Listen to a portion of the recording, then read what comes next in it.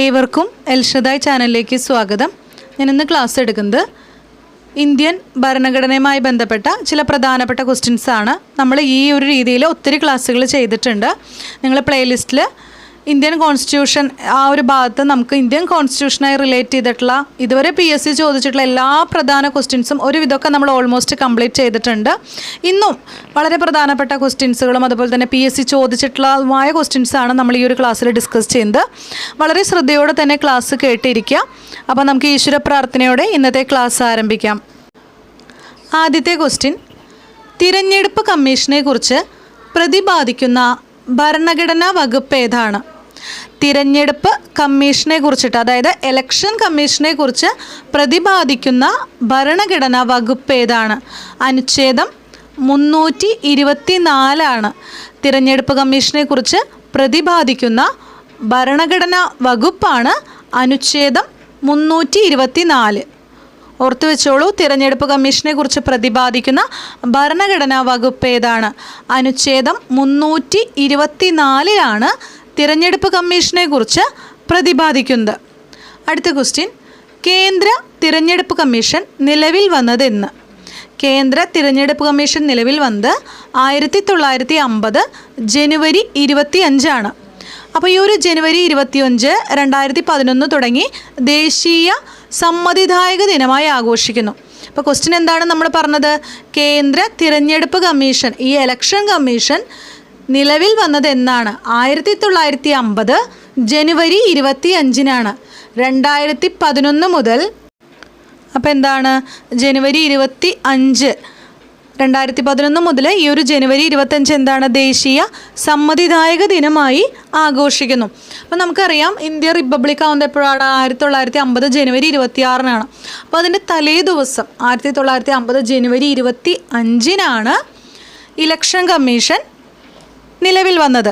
അപ്പോൾ ഈ ഒരു ജനുവരി 25, 2011 തുടങ്ങി ഈ ഒരു ജനുവരി 25 എന്തായി ആഘോഷിക്കുന്നുണ്ട്? ദേശീയ സമ്മതിദായക ദിനമായിട്ട് ആഘോഷിക്കുന്നു. അപ്പോൾ ഈ കേന്ദ്ര തിരഞ്ഞെടുപ്പ് കമ്മീഷനെ കുറിച്ച് പറയുമ്പോൾ അതിൽ ഒരു ചീഫ് ഇലക്ഷൻ കമ്മീഷണറും 2 ഇലക്ഷൻ കമ്മീഷണർമാരും അടങ്ങുന്നതാണ് കേന്ദ്ര തിരഞ്ഞെടുപ്പ് കമ്മീഷൻ. അപ്പോൾ 3 പേരാണ് അതിലുള്ളത്, അതൊന്ന് ഓർത്ത് വെച്ചോളൂ. ചീഫ് ഇലക്ഷൻ കമ്മീഷണറും 2 ഇലക്ഷൻ കമ്മീഷണർമാരും അടങ്ങുന്നതാണ് കേന്ദ്ര തിരഞ്ഞെടുപ്പ് കമ്മീഷൻ. അടുത്തൊരു ക്വസ്റ്റ്യൻ, മുഖ്യ തിരഞ്ഞെടുപ്പ് കമ്മീഷണറെ നീക്കം ചെയ്യുന്നതിനുള്ള നടപടിക്രമം ഏതാണ്? ഇംപീച്ച്മെൻ്റ് ആണ്, അതായത് ഈ സുപ്രീം കോടതി ജഡ്ജിയൊക്കെ മാറ്റുന്ന അതേ രീതിയിൽ തന്നെയാണ് മുഖ്യ തിരഞ്ഞെടുപ്പ് കമ്മീഷണറെ നീക്കം ചെയ്യുന്നതിനുള്ള നടപടിക്രമം. അടുത്ത ക്വസ്റ്റ്യൻ, കേന്ദ്ര തിരഞ്ഞെടുപ്പ് കമ്മീഷണറായ ആദ്യ മലയാളി ആരാണ്? TN ശേഷനാണ്. കേന്ദ്ര തിരഞ്ഞെടുപ്പ് കമ്മീഷണറായ ആദ്യ മലയാളിയാണ് TN ശേഷൻ. ഓർത്തു വെച്ചോളൂ, കേന്ദ്ര തിരഞ്ഞെടുപ്പ് കമ്മീഷണറായ ആദ്യ മലയാളി TN ശേഷനാണ്. അതുപോലെ ഈ തിരഞ്ഞെടുപ്പ് കമ്മീഷണറുടെ ഒരു കാലാവധി എന്ന് പറയുന്നത് 6 വർഷം അഥവാ 65 വയസ്സാണ്. അപ്പോൾ അദ്ദേഹത്തിൻ്റെ ഒരു കാലാവധി എന്ന് പറയുന്നത് എത്രയാണ്? 6 വർഷം അഥവാ 65 വയസ്സാണ്. ഇലക്ഷൻ കമ്മീഷണറുടെ, ഒരു തിരഞ്ഞെടുപ്പ് കമ്മീഷണറുടെ കാലാവധി എന്ന് പറയുന്നത് 6 വർഷം അല്ലെങ്കിൽ 65 വയസ്സാണ്. അടുത്ത ക്വസ്റ്റ്യൻ, സ്ഥാനാർത്ഥികൾ നാമനിർദ്ദേശ പത്രിക സമർപ്പിക്കുന്നത് ആരുടെ മുമ്പാകെയാണ്? Returning officer മുമ്പാകെയാണ്. സ്ഥാനാർത്ഥികൾ നാമനിർദ്ദേശ പത്രിക സമർപ്പിക്കുന്നത് ആരുടെ മുമ്പാകെയാണ്? Returning officer മുമ്പാകെയാണ്. അപ്പോൾ ഇവിടെ ഒരു അടുത്ത ക്വസ്റ്റ്യൻ, ഒരു പോളിംഗ് ബൂത്തിൻ്റെ ചുമതലയുള്ള ഉദ്യോഗസ്ഥൻ, അദ്ദേഹം എന്താണ്? പ്രീസൈഡിംഗ് ഓഫീസറാണ്. പ്രീസൈഡിംഗ് ഓഫീസറാണ് ഒരു പോളിംഗ് ബൂത്തിൻ്റെ ചുമതലയുള്ള ഉദ്യോഗസ്ഥൻ. പിന്നെ വോട്ട് ചെയ്യാനുള്ള അവകാശം ഒരു അവകാശമാണ്? അതൊരു നിയമാവകാശമാണ്. വോട്ട് ചെയ്യാനുള്ള അവകാശം എന്ന് പറയുന്നത് ഒരു നിയമാവകാശമാണ്. അപ്പോൾ നമ്മൾ പലപ്പോഴും ക്ലാസ് എടുക്കുമ്പോൾ ഒരു ഭാഗം എടുത്തിട്ട് അതിന്ന് PSC ചോദിച്ചിട്ടുള്ളതും ചോദിക്കാൻ സാധ്യതയുള്ളതുമായ ക്വസ്റ്റ്യൻസാണ് കൂടുതലും ഇങ്ങനെ ഇന്ത്യൻ കോൺസ്റ്റിറ്റ്യൂഷനുമായി ബന്ധപ്പെട്ട ക്ലാസ്സുകൾ നമ്മൾ പറഞ്ഞിട്ടുള്ളത്. അപ്പോൾ ആ ഒരു ഭാഗത്ത് തന്നെ ഹൈലൈറ്റ് ചെയ്ത പോയിൻറ്റ്സ് എല്ലാം തന്നെ നിങ്ങൾക്ക് കിട്ടും ഇത്തരം ക്ലാസ്സുകൾ കേട്ട് കഴിഞ്ഞാൽ. പ്ലേലിസ്റ്റിൽ ഇന്ത്യൻ കോൺസ്റ്റിറ്റ്യൂഷൻ എന്ന് പറഞ്ഞിട്ട് തന്നെ എക്സ്പെക്റ്റഡ് ക്വസ്റ്റ്യൻസിൻ്റെ വീഡിയോ കുറേയൊക്കെ ചെയ്തിട്ടുണ്ട്. അപ്പോൾ ഓൾമോസ്റ്റ് ഒരുവിധമൊക്കെ നമ്മുടെ കവറാണ്. ഈ ഒരു ഇന്ത്യൻ കോൺസ്റ്റിറ്റ്യൂഷൻ ഭാഗങ്ങൾ കുറേയൊക്കെ നമ്മൾ പറഞ്ഞു പോയിട്ടുണ്ട്, ഇങ്ങനെ എക്സ്പെക്റ്റഡ് ക്വസ്റ്റ്യൻസ്. ഇനിയും കുറച്ച് ക്ലാസ്സുകൾ ഞാൻ ഇടും, അതായത് ഇന്ത്യൻ കോൺസ്റ്റിറ്റ്യൂഷനുമായി ബന്ധപ്പെട്ട എക്സ്പെക്റ്റഡ് ക്വസ്റ്റ്യൻസുമായി ബന്ധപ്പെട്ട ഒത്തിരി ക്ലാസ്സുകൾ ഇനിയും ഇടാം. കാരണം കൂടുതൽ PSC ഇമ്പോർട്ടൻ്റ് ആണ്, നമുക്ക് ഏതൊരു പരീക്ഷയ്ക്കും ഈ ഒരു ഭാഗം ഇമ്പോർട്ടൻ്റ് ആണെന്ന് അറിയാം. അടുത്ത ക്വസ്റ്റ്യൻ, തിരഞ്ഞെടുപ്പ് കമ്മീഷൻ്റെ ആസ്ഥാനം നിർവചൻ സദനാണ്. ഡൽഹിയിലുള്ള നിർവചൻ സദനാണ് തിരഞ്ഞെടുപ്പ് കമ്മീഷൻ്റെ ആസ്ഥാനം. തിരഞ്ഞെടുപ്പ് കമ്മീഷൻ്റെ ആസ്ഥാനം നിർവചൻ സദനാണ്. ഡൽഹിയിലെ നിർവചൻ സദനാണ് തിരഞ്ഞെടുപ്പ് കമ്മീഷൻ്റെ ആസ്ഥാനം. ഇന്ത്യയിലെ ആദ്യത്തെ തിരഞ്ഞെടുപ്പ് കമ്മീഷണർ സുകുമാർ സെൻ ആണ്. ഇന്ത്യയിലെ ആദ്യത്തെ തിരഞ്ഞെടുപ്പ് കമ്മീഷണറാണ് സുകുമാർ സെൻ ആണ്. അതായത് ഇന്ത്യയിലെ ആദ്യ തിരഞ്ഞെടുപ്പ് കമ്മീഷണർ ആരാണ്? സുകുമാർ സെൻ ആണ്. നമ്മൾ നേരത്തെ പറഞ്ഞ ക്വസ്റ്റ്യൻ എന്താണ്? കേന്ദ്ര തിരഞ്ഞെടുപ്പ് കമ്മീഷണറായ ആദ്യ മലയാളിയാണ്. അതാരാണ്? TN ശേഷനാണ്. എന്നാൽ ഇവിടെ ചോദിച്ച ക്വസ്റ്റ്യൻ എന്താണ്? ഇന്ത്യയിലെ ആദ്യത്തെ തിരഞ്ഞെടുപ്പ് കമ്മീഷണർ സുകുമാർ സെൻ ആണ്. ഇന്ത്യയിലെ ആദ്യത്തെ തിരഞ്ഞെടുപ്പ് കമ്മീഷണറാണ് സുകുമാർ സെൻ. അടുത്ത ക്വസ്റ്റ്യൻ, നിലവിലെ കേന്ദ്ര മുഖ്യ തിരഞ്ഞെടുപ്പ് കമ്മീഷണർ. അപ്പോൾ ഇപ്പോഴത്തെയാണ്, അതായത് 24ാമത്തെ മുഖ്യ തിരഞ്ഞെടുപ്പ് കമ്മീഷണർ എന്ന് പറയുന്നത് സുശീൽ ചന്ദ്രയാണ്. സുശീൽ ചന്ദ്രയാണ് നിലവിലെ കേന്ദ്ര മുഖ്യ തിരഞ്ഞെടുപ്പ് കമ്മീഷണർ. അപ്പോൾ ഈ ഒരു കാര്യം നോട്ട് ചെയ്യണം, കാരണം കറണ്ട് അഫയേഴ്സിൽ പെടുന്നതാണ്. അപ്പോൾ എന്താണ്? നിലവിലെ കേന്ദ്ര മുഖ്യ തിരഞ്ഞെടുപ്പ് കമ്മീഷണറാണ് സുശീൽ ചന്ദ്ര. 24ാമത്തെ കേന്ദ്ര മുഖ്യ തിരഞ്ഞെടുപ്പ് കമ്മീഷണർ കൂടിയാണ് ആര്? സുശീൽ ചന്ദ്ര. അപ്പോൾ നിലവിലെ കേന്ദ്ര മുഖ്യ തിരഞ്ഞെടുപ്പ് കമ്മീഷണറാണ് സുശീൽ ചന്ദ്ര. അടുത്ത ക്വസ്റ്റ്യൻ, തിരഞ്ഞെടുപ്പ് കമ്മീഷണർമാർ. ഇപ്പോഴത്തെ തിരഞ്ഞെടുപ്പ് കമ്മീഷണർമാർ നമ്മൾ സുശീൽ ചന്ദ്ര എന്താണ്? നിലവിലെ കേന്ദ്ര മുഖ്യ തിരഞ്ഞെടുപ്പ് ചീഫ് ഇലക്ഷൻ കമ്മീഷണറാണ് സുശീൽ ചന്ദ്ര. എന്നാലും നമ്മൾ പറഞ്ഞു, അതായത് ചീഫ് ഇലക്ഷൻ കമ്മീഷണറെ കൂടാതെ 2 തിരഞ്ഞെടുപ്പ് കമ്മീഷണർമാർ കൂടെ ഉണ്ടാവും. അവരാരൊക്കെയാണെന്ന് വെച്ച് കഴിഞ്ഞാൽ രാജീവ് കുമാറും അനൂപ് ചന്ദ്ര പാണ്ഡെയുമാണ്. രാജീവ് കുമാറും അനൂപ് ചന്ദ്ര പാണ്ഡെയുമാണ്. രാജീവ് കുമാറും അനൂപ് ചന്ദ്ര പാണ്ഡെയുമാണ് തിരഞ്ഞെടുപ്പ് പിന്നെയുള്ള, അതായത് നമ്മുടെ ചീഫ് ഇലക്ഷൻ കമ്മീഷണർ ആര് പറഞ്ഞു? സുശീൽ ചന്ദ്രയാണ്. പിന്നെയുള്ള തിരഞ്ഞെടുപ്പ് കമ്മീഷണർമാരാണ് രാജീവ് കുമാറും അനൂപ് ചന്ദ്ര പാണ്ഡെയും. രാജീവ് കുമാറും അനൂപ് ചന്ദ്ര പാണ്ഡെ. അടുത്ത ക്വസ്റ്റ്യൻ, മുഖ്യ തിരഞ്ഞെടുപ്പ് കമ്മീഷണറായ ഏക വനിത ആരാണ്? VS രമാദേവിയാണ്. മുഖ്യ തിരഞ്ഞെടുപ്പ് കമ്മീഷണറായ ഏക വനിതയാണ് VS രമാദേവി. അപ്പോൾ അവർ ഏറ്റവും കുറച്ച് കാലം കേന്ദ്ര തിരഞ്ഞെടുപ്പ് കമ്മീഷണറായിരുന്നു. അപ്പോൾ എന്താണ് പറഞ്ഞത്? മുഖ്യ തിരഞ്ഞെടുപ്പ് കമ്മീഷണറായ ഏക വനിത ആരാണ്? VS രമാദേവിയാണ്. അടുത്ത ക്വസ്റ്റ്യൻ, വോട്ടിംഗ് പ്രായം 21-ൽ നിന്ന് 18 കുറച്ച വർഷം 1989 61ാം ഭേദഗതിയിലാണ് വോട്ടിംഗ് പ്രായം 18 ഒരു ഭരണഘടനാ ഭേദഗതി എന്ന് പറയുന്നത് ഏതാണ്? 61ാം ഭേദഗതിയാണ്. അപ്പോൾ ഒരു വോട്ടിംഗ് പ്രായം 21-ൽ നിന്ന് 18 കുറച്ച വർഷം ഏതാണ്? 1989 61ാം ഭേദഗതിയിലാണ് വോട്ടിംഗ് പ്രായം 18 കുറച്ച പ്രധാനമന്ത്രി ആരാണ്? രാജീവ് ഗാന്ധിയാണ്. വോട്ടിംഗ് പ്രായം 21-ൽ നിന്ന് 18 കുറച്ച പ്രധാനമന്ത്രിയാണ് രാജീവ് ഗാന്ധി. പിന്നെ അതിൻ്റെ ഭേദഗതിയും ആ വർഷം വളരെ ഇമ്പോർട്ടൻ്റ് ആണ്. 61ാം ഭേദഗതിയാണ്. വർഷം എപ്പോഴാണ്? 1989. 1989 61ാം ഭേദഗതിയിലാണ് രാജീവ് ഗാന്ധി വോട്ടിംഗ് പ്രായം 21 വയസ്സിൽ നിന്ന് 18 വയസ്സാക്കി കുറച്ചത്. അപ്പോൾ രാജീവ് ഗാന്ധി ആണെന്നുള്ള കാര്യം ഓർക്കുക. പിന്നെ എന്താ നമ്മൾ ഇവിടെ പറഞ്ഞത്? അതായത് 1989 61ാം ഭേദഗതിയാണ്. 61ാം ഭേദഗതി അനുസരിച്ചാണ് വോട്ടിംഗ് പ്രായം 21-ൽ നിന്ന് 18 കുറച്ചത്. രാജീവ് ഗാന്ധിയാണ്. 1989 61ാം ഭേദഗതിയാണ്. അടുത്ത ക്വസ്റ്റ്യൻ, ബ്രിട്ടീഷ് ഇന്ത്യയിൽ ആദ്യമായി സ്ത്രീകൾക്ക് വോട്ടവകാശം നൽകിയ നിയമം ഏതാണ്? ബ്രിട്ടീഷ് ഇന്ത്യയിൽ ആദ്യമായി സ്ത്രീകൾക്ക് വോട്ടവകാശം നൽകിയ നിയമമാണ് ഗവൺമെൻറ് ഓഫ് ഇന്ത്യ ആക്ട് 1919.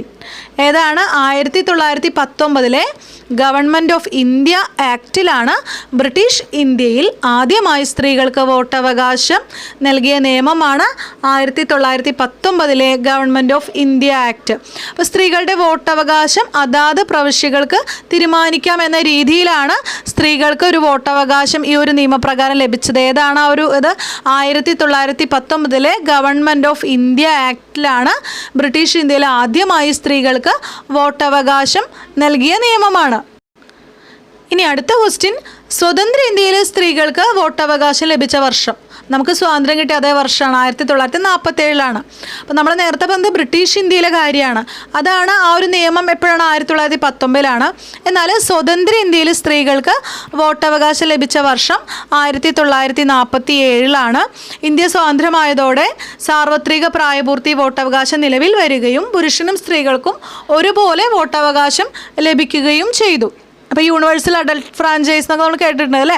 അതായത് എന്താണ്? പ്രായപൂർത്തി, സാർവത്രിക പ്രായപൂർത്തി വോട്ടവകാശമാണ്. അപ്പോൾ സ്വാതന്ത്ര്യത്തിന് ശേഷം സ്ത്രീക്കും പുരുഷനും വോട്ട് ചെയ്യാനുള്ള ഒരു നിയമാവകാശമാണ് വോട്ട് ചെയ്യാന്ന് പറഞ്ഞാൽ ഒരു അവകാശം ലഭിച്ചു.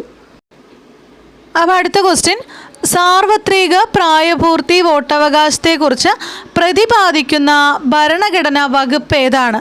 അനുച്ഛേദം 326. അപ്പം നമ്മൾ ഓൾറെഡി പറഞ്ഞു കേന്ദ്ര തിരഞ്ഞെടുപ്പ് കമ്മീഷനെ കുറിച്ച് പ്രതിപാദിക്കുന്ന അനുച്ഛേദം ഏതാണ്?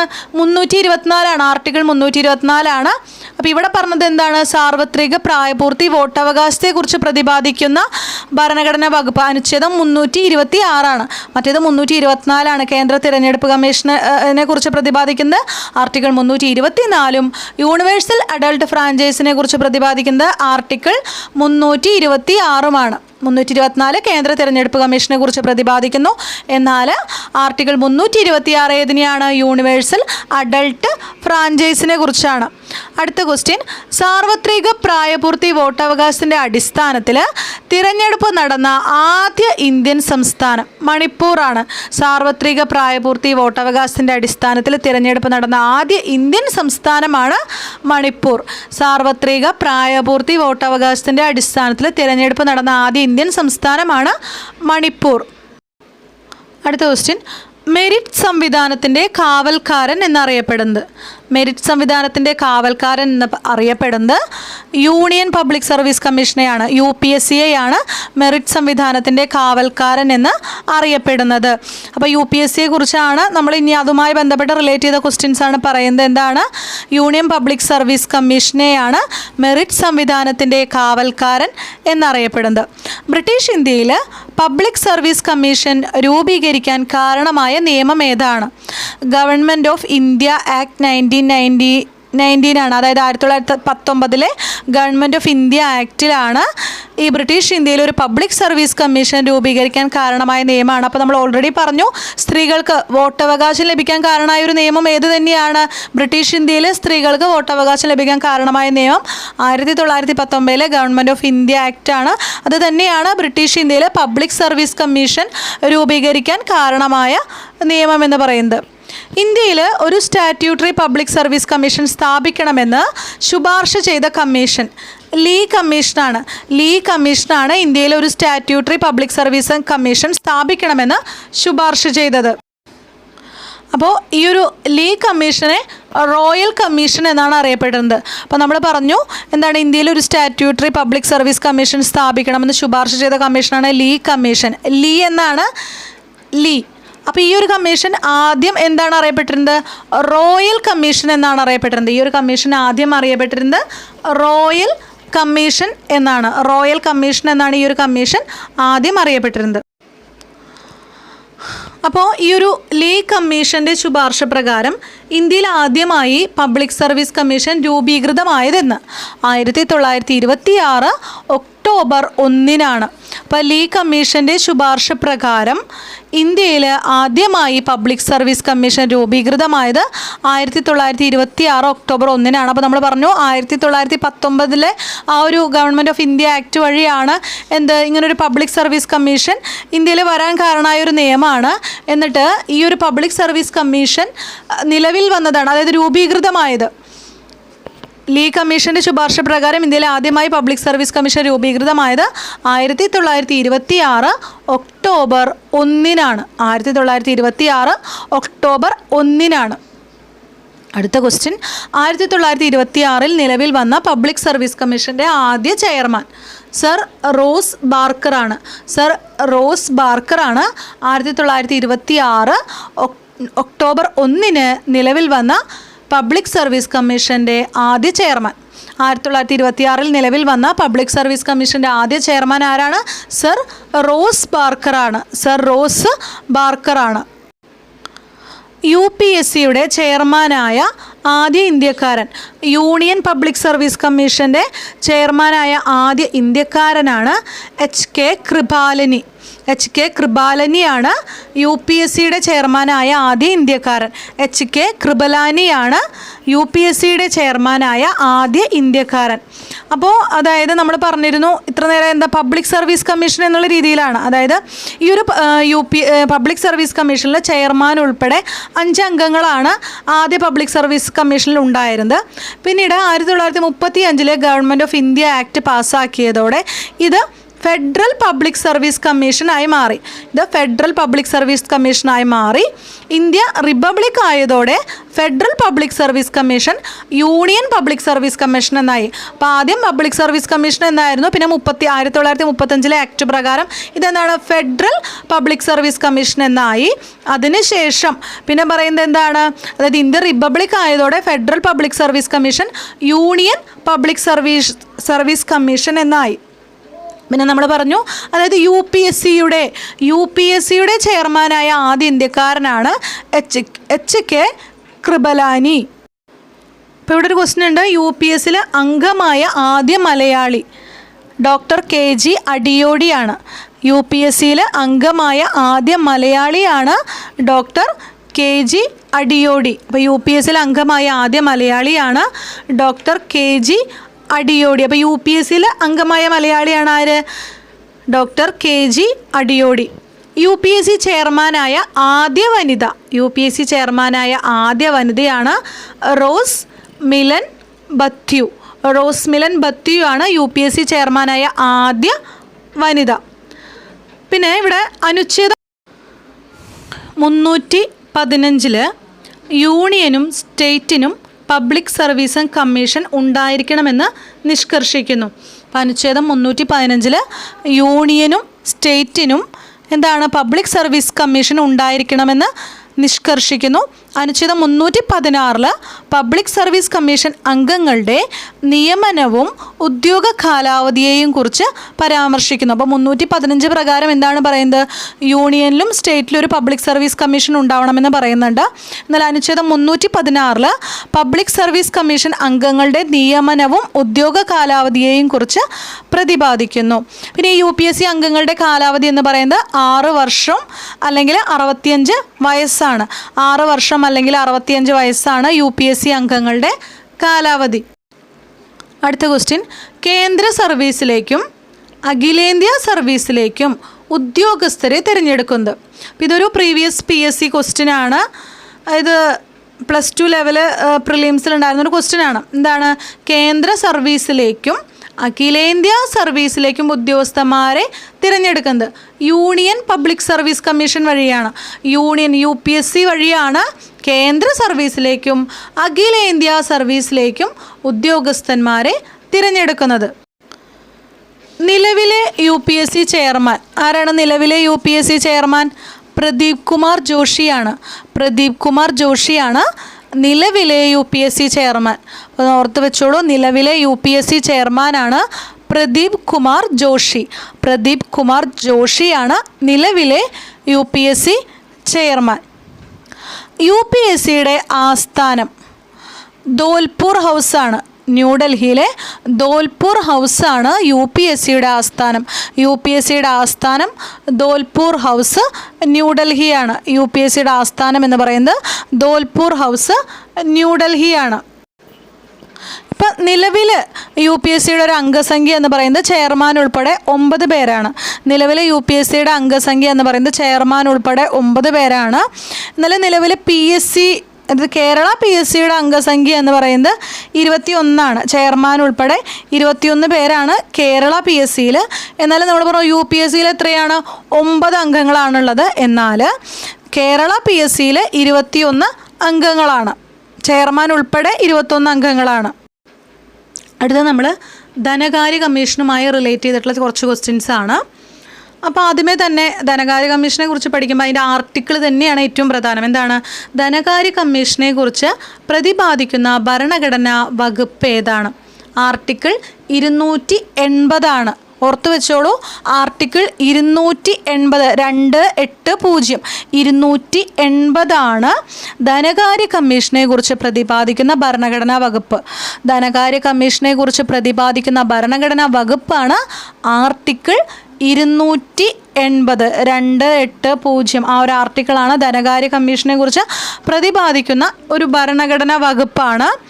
അടുത്ത ക്വസ്റ്റ്യൻ, കേന്ദ്ര ധനകാര്യ കമ്മീഷനെ നിയമിക്കുന്നത് ആരാണ്? രാഷ്ട്രപതിയാണ്. ഈ ഒരു ധനകാര്യ കമ്മീഷൻ്റെ കാലാവധി എന്ന് പറയുന്നത് 5 വർഷമാണ്.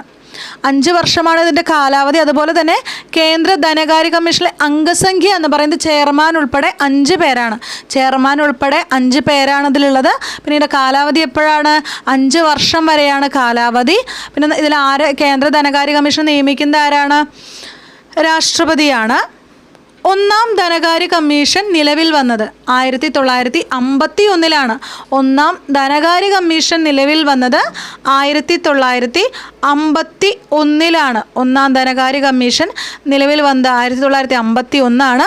ധനകാര്യ കമ്മീഷൻ ആക്ട് നിലവിൽ വന്ന വർഷം 1951. ധനകാര്യ കമ്മീഷൻ അംഗങ്ങളുടെ യോഗ്യതയും തിരഞ്ഞെടുപ്പ് രീതിയും നിശ്ചയിക്കുന്നത് അത് പാർലമെൻറ്റാണ്.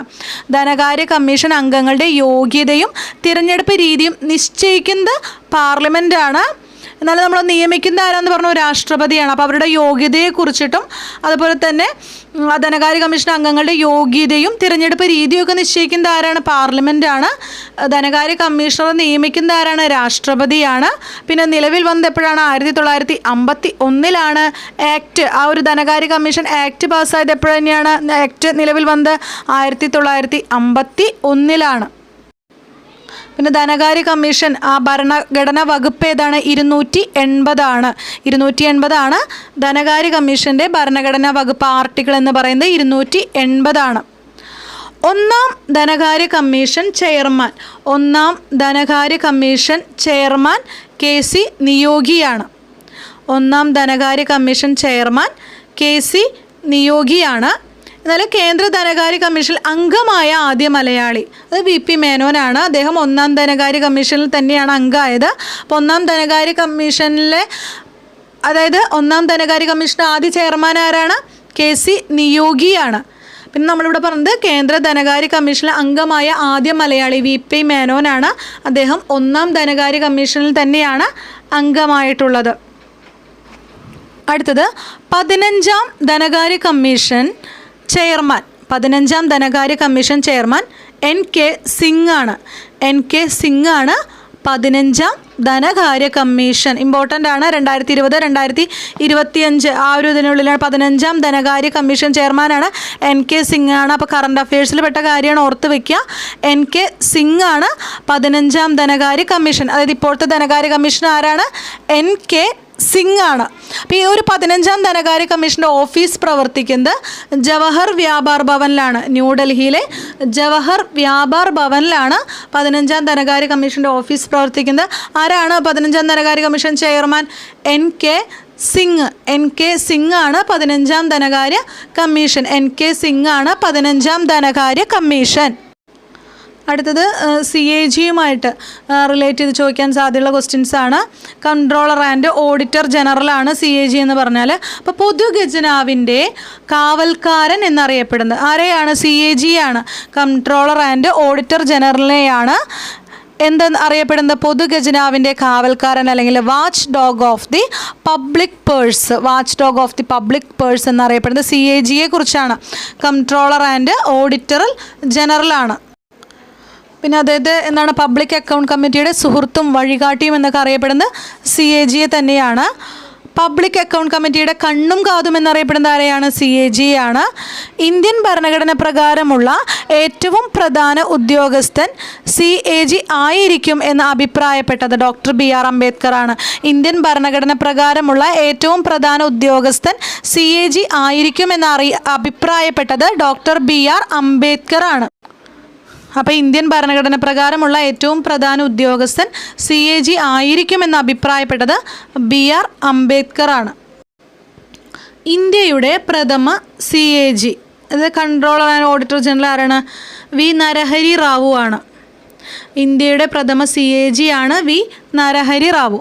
കേന്ദ്രത്തിലെയും സംസ്ഥാനങ്ങളുടെയും വരവ് ചെലവ് കണക്കുകൾ പരിശോധിക്കുന്നത് ആരാണ്? CAG ആണ്. കേന്ദ്രത്തിലെയും സംസ്ഥാനങ്ങളുടെയൊക്കെ വരവ് ചെലവ് കണക്കുകൾ പരിശോധിക്കുന്നത് CAG ആണ്. ഇന്ത്യയുടെ പ്രഥമ CAG ആണ് V നരഹരി റാവു. CAGയെ കുറിച്ച് പ്രതിപാദിക്കുന്ന ഭരണഘടനാ വകുപ്പാണ് 148. CAGയെ കുറിച്ച് പ്രതിപാദിക്കുന്ന ഭരണഘടനാ വകുപ്പാണ് 148. പിന്നെ ഇദ്ദേഹത്തിൻ്റെ കാലാവധി എന്ന് പറയുന്നത് 6 വർഷവും 65 വയസ്സാണ്. 6 വർഷവും 65 വയസ്സാണ് CAGയുടെ കാലാവധി. പിന്നെ അദ്ദേഹം രാജിക്കത്ത് സമർപ്പിക്കുന്നത് ആർക്കാ? പ്രസിഡന്റിനാണ്. അദ്ദേഹത്തെ തൽസ്ഥാനത്ത് നിന്ന് നീക്കം ചെയ്യാൻ അവകാശമുള്ളത് ആർക്കാണ്? പ്രസിഡന്റാണ്. സുപ്രീം കോടതി ജഡ്ജിയെ നീക്കം ചെയ്യുന്ന അതേ രീതിയിൽ തന്നെയാണ് ഈ CAGയെ നീക്കം ചെയ്യുക. കേന്ദ്രത്തിൻ്റെ റിപ്പോർട്ട് CAG സമർപ്പിക്കുന്നത് ആർക്കാണ്? രാഷ്ട്രപതിക്കാണ്. എന്നാൽ സംസ്ഥാനങ്ങളുടെ റിപ്പോർട്ട് CAG സമർപ്പിക്കുന്നത് ഗവർണർക്കാണ്. കേന്ദ്രത്തിൻ്റെ റിപ്പോർട്ട് CAG സമർപ്പിക്കുന്നത് രാഷ്ട്രപതിക്കും, സംസ്ഥാനങ്ങളുടെ റിപ്പോർട്ട് CAG സമർപ്പിക്കുന്നത് ഗവർണർക്കുമാണ്. നിലവിലെ CAG, നിലവിലെ കംട്രോളർ ആൻഡ് ഓഡിറ്റർ ജനറൽ എന്ന് പറയുന്നത് ഗിരീഷ് ചന്ദ്ര മുർമു ആണ്. നിലവിലെ കംട്രോളർ ആൻഡ് ഓഡിറ്റർ ജനറൽ എന്ന് പറയുന്നത് ആരാണ്? ഗിരീഷ് ചന്ദ്ര മുർമു ആണ്. ഗിരീഷ് ചന്ദ്ര മുർമു ആണ് നിലവിലെ കംട്രോളർ ആൻഡ് ഓഡിറ്റർ ജനറൽ. അപ്പം ഞാൻ ഈ ഒരു ക്ലാസ്സിൽ ഇത്രയും ക്വസ്റ്റ്യൻസ് ഉൾപ്പെടുത്തുന്നുള്ളൂ. അപ്പോൾ നമ്മളൊരു 3-4 ടോപ്പിക്സ് എടുത്തിട്ട് അതിലത്തെ പ്രധാനപ്പെട്ട ക്വസ്റ്റ്യൻസ് ആണ് ഈ ഒരു ക്ലാസ്സിൽ ഷെയർ ചെയ്തിട്ടുള്ളത്. അപ്പോൾ പൊളിറ്റിക്സ് റിലേറ്റഡ് ആയിട്ടും അതുപോലെ തന്നെ കേരള ഹിസ്റ്ററി, ഇന്ത്യൻ ഹിസ്റ്ററി ഒക്കെ റിലേറ്റഡ് ആയിട്ട് ഇങ്ങനെ എക്സ്പെക്റ്റഡ് ക്വസ്റ്റ്യൻസിൻ്റെ ഒരുപാട് വീഡിയോസ് ചെയ്തിട്ടുണ്ട്. നിങ്ങൾ പ്ലേലിസ്റ്റിൽ അതാത് സബ്ജക്റ്റ് അടിച്ച് നോക്കിക്കഴിഞ്ഞാൽ നിങ്ങൾക്ക് കാണുവാനായിട്ട് സാധിക്കും. നിങ്ങൾക്ക് ക്ലാസ് ഇഷ്ടപ്പെട്ടെങ്കിൽ തീർച്ചയായും നിങ്ങളുടെ അഭിപ്രായങ്ങൾ കമൻറ്റ് ചെയ്യുക.